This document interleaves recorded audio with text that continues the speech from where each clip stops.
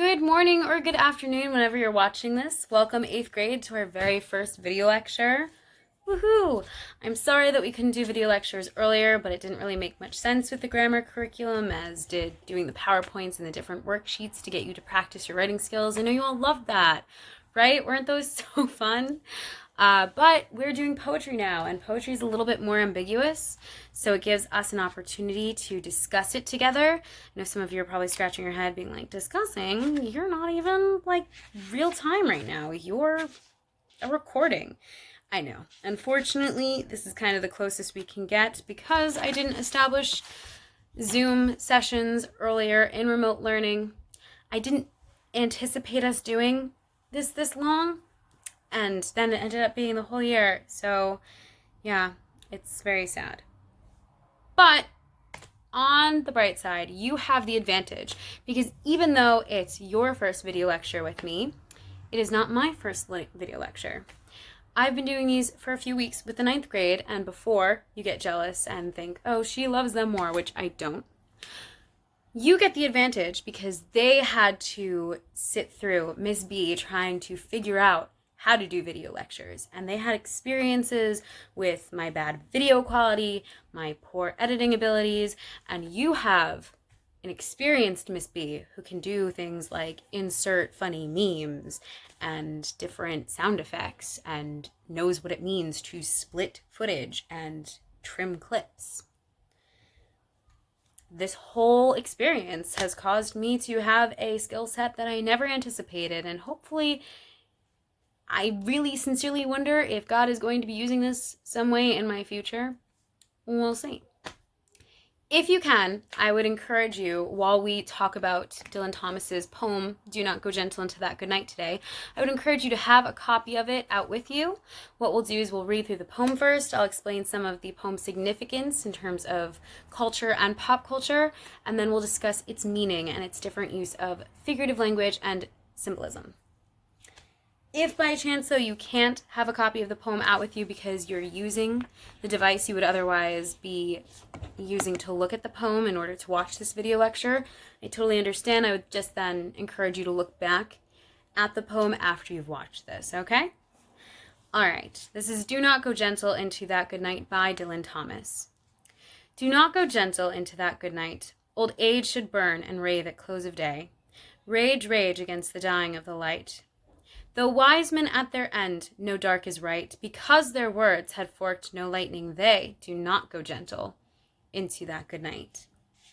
Good men the last wave by, crying how bright their frail deeds might have danced in a green bay. Rage, rage against the dying of the light. Wild men who caught and sang the sun in flight and learned too late they grieved it on its way. Do not go gentle into that good night. Grave men near death, who see with blinding sight, blind eyes could blaze like meteors and be gay. Rage, rage against the dying of the light. And you, my father, there on that sad height, curse bless me now with your fierce tears, I pray. Do not go gentle into that good night. Rage, rage against the dying of the light. Okay, so one of the reasons why this poem is so popular is because of the way it addresses the universal nature of death. And it's one of the most famous villanelles. If you were to research villanelles or search villanelle in Google, this would be the first villanelle that pops up. It's one of the most renowned. For any of you Christopher Nolan fans, this poem was actually in his movie Interstellar because the themes run very parallel to each other. I might be a bit of a Christopher Nolan fan. I mean, after all, he did direct Batman trilogy. Just saying. But as I mentioned, this poem is famous because it addresses the universal nature of death. So one of the figurative elements in this poem is that it introduces a conceit, which is known as an extended metaphor. It introduces death as being night, right? Night is a metaphor for death, and it signifies the end of a day and the end of a lifespan. And in the same way that we all must die, the speaker addresses not going gentle, though, into that fate, not succumbing to it without fighting back. So every time the speaker reiterates and makes use of repetition here about not going gentle into that good night or raging against the dying of the light. That is an admonition or an encouragement to the reader and both his father, because in the last stanza here in the quatrain, he mentions his father, he speaks directly to him.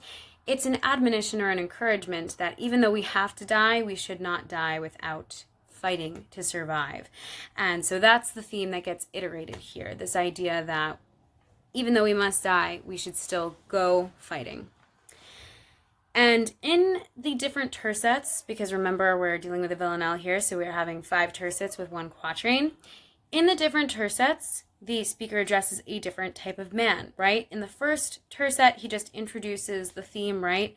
That even though we reach old age, even if we have a good life, that we should still rave against the close of day. We should still try to pioneer to live, even if we've had a long existence. In the second tercet, he mentions wise men. This is the type of man he's addressing in this stanza, that even though they know with their wisdom that we all have to die one day, even in that wisdom, he argues that they still fight against the dying of the light. In the third stanza, he addresses good men who have spent their lives doing important and benevolent things, even they who maybe live without any regrets because they've done valuable things during their lifespan. He even remarks how they also fight to survive. Even if they might be satisfied with the life that they've lived, they're still fighting and struggling to survive. In the fourth stanza, we have wild men who kind of seized the day. They lived up to that adage, carpe diem, and they've taken advantage of all that life has to offer. He argues that even they do not go gentle into that good night, right? They're still fighting and struggling to survive.